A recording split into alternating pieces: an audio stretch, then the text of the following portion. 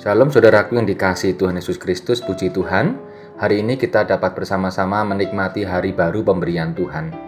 Dan di hari baru pemberian Tuhan, hari ini kita diingatkan kembali oleh firman Tuhan yang terambil dari Markus pertama ayat yang ke-42 demikian. Seketika itu juga lenyaplah penyakit kusta orang itu dan ia menjadi tahir.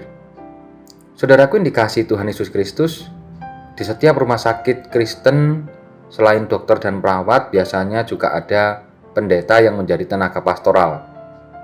Para pendeta ini tidak berwenang untuk memeriksa dan memberi obat seperti dokter atau melakukan tindakan medis seperti perawat. Pertama, karena memang tidak memiliki kemampuan layaknya dokter dan perawat. Yang kedua adalah karena memang bukan bagiannya. Namun meskipun tidak mengobati secara jasmani, kehadiran para pastoral atau pendeta yang mengampu sangat penting. Dengan adanya pelayanan para pendeta, mereka yang sedang sakit diajak untuk menerima dengan ikhlas bahwa mereka memang sakit. Dengan menerima bahwa dirinya sakit, para dokter dan perawat akan lebih mudah melakukan tugasnya. Pastoral berasal dari kata pastor yang pekerjaan utamanya adalah menghadirkan Tuhan di dalam kehidupan manusia. Jika Tuhan berkenan hadir, maka hambatan pasti bisa diatasi, termasuk membuka ganjalan dalam pikiran. Ketika memikirkan permasalahan yang berat, penyakit biasanya menjadi sulit untuk diobati. Meskipun tidak kurang obat dan metode, namun pikiran manusia yang terbeban membuat penyakitnya susah disembuhkan. Itulah sebabnya Tuhan Yesus menyembuhkan orang sakit kusta dengan mentahirkannya. Bagi orang sakit kusta, dianggap najis oleh sesamanya adalah lebih berat daripada penyakitnya. Ketika Tuhan Yesus berkata berkenan untuk mentahirkan, seketika itu juga orang tersebut ringan pikirannya dan kemudian menjadi sembuh. Oleh karena itu, jika ada orang sakit, sebaiknya penyakit itu diterima dengan ikhlas kemudian berserah kepada Tuhan Allah karena ia memandang berharga setiap ciptaannya. Dengan mengerti bahwa dirinya berharga di mata Tuhan, maka pikiran yang terbeban akan tersingkir dari hidupnya dan itulah yang membuatnya menjadi sembuh.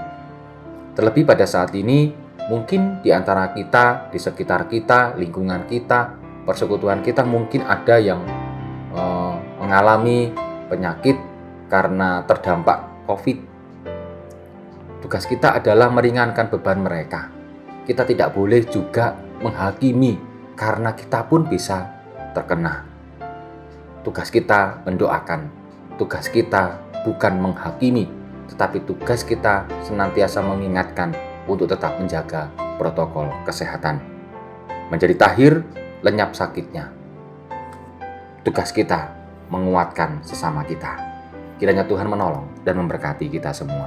Amin. Mari kita berdoa.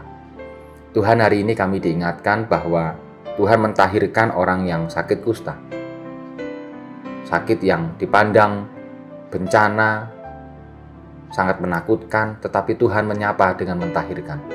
Demikian pula pada saat ini, kami diajak bersama-sama untuk juga memulihkan keberadaan sesama kami yang lain. Tidak menghakimi, melainkan menguatkan mereka. Dan ketika kami menguatkan sesama kami, apalagi dalam kondisi COVID, sehingga mereka kembali pulih dan akhirnya bisa beraktivitas lagi. Terima kasih Tuhan atas firman-Mu. Dalam nama Tuhan Yesus kami berdoa. Amin.